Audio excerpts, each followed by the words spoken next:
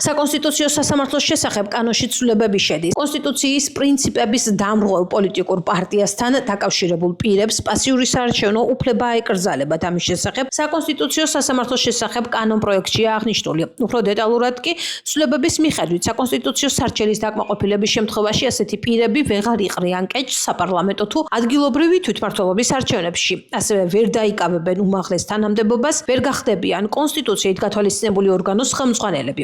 აღნიშნული პირები არათუ ქვეყნის მართვაში ვერ მიიღებენ მონაწილეობას, არამედ ჩამოშორდებიან პარტიულ საქმიანობასაც. მათ აეკრძალებათ ნებისმიერი პარტიის წევრობა, შიდა პარტიულ სტრუქტურებში ნებისმიერი თანამდებობის დაკავება, ასევე დაუშვებელი იქნება ასეთი პირების მიერ ახალი პარტიის შექმნა. უფრო მეტიც, პარტიები ასეთი პირებისთვის ვერ მიიღებენ შემოწირულობებს. სარჩელის დაკმაყოფილების შემთხვევაში სამართალ დამრღვევს სისხლის სამართლის პასუხისმგებლობა დაეკისრება. პარალელურად მმართველ გუნდში აცხადებენ იმასაც, რომ თითქმის დასრულებულია იმ საკონსტიტუციო სარჩელზე მუშაობა, რომელიც ნაციონალური მოძრაობისა და მასთან აფილირებული პარტიების აკრძალვას გულისხმობს. სარჩელი საკონსტიტუციო სასამართლოში უახლოეს მომავალში შევა. და გააკეთოს, გაგვაუქმოს, აგვიკრძალოს მონაწილეობა თუ ასე შემდეგ.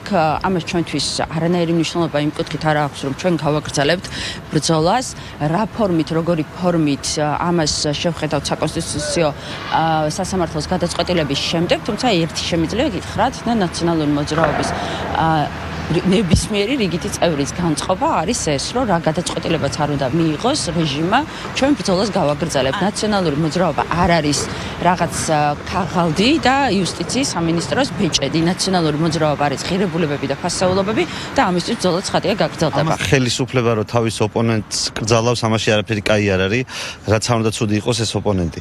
და ზოგადად საქართველოში პოლიტიკური პარტიების აკრძალვით, ერთმანეთთან დაპირისპირებით და შუღლის კიდევ უფრო მეტად გაღვივებით არავის არ მოუგია. ჩემი აზრით, ჩვენ ძალიან მალე დაგვაუწყდა 90-იანი წლები, სადაც როგორც კი ერთმანეთის აკრძალვა დავიწყეთ და ერთმანეთთან ლაპარაკზე უარის თქმა, ის შედეგი მივიღეთ, რა შედეგიც მივიღეთ. ეს გზაც საბოლოო ჯამში აქეთკენ მიდის. რატომ გადადეს მათ, როცა დაჭირდათ ნაციონალური მოძრაობის ეგრეთ წოდებული აკრძალვა. ნაციონალური მოძრაობის აკრძალვა რო სდომებოდა ოცნებას, ამას აქამდე გააკეთებდა, მაგრამ არ გააკეთა იმიტომ, რომ ნაციონალური მოძრაობის გარეშე ოცნება ხელისუფლებას და ძალაუფლებას ვერ შეინარჩუნებდა. რადგან ნაციონალური მოძრაობა არის ოცნების ხელისუფლებაში ყოფნის ერთადერთი მთავარი მიზეზი. და ეს 4 ოქტომბრის მერე მაინც კარგად უნდა გაიაზროს ქართულმა საზოგადოებამ. ჩვენ ნებისმიერი სცენარისთვის ვართ მზად. ოცნებისგან კი ყველაფერი მოსალოდნელია. ასე რომ ძალიან რთულია წინასწარ სერიოზულად ვიმსჯელოთ იმაზე, რამდენად შეიძლება ჩვენს პოლიტიკურ ძალას შეეხოს აკრძალვა. ჩვენს ქვეყანას სჭირდება დამშვიდება, ჩვენს ქვეყანას სჭირდება დემოკრატიული სისტემის გაჯანსაღება და ეს საკონსტიტუციო სარჩელი ზუსტად ამას ემსახურება.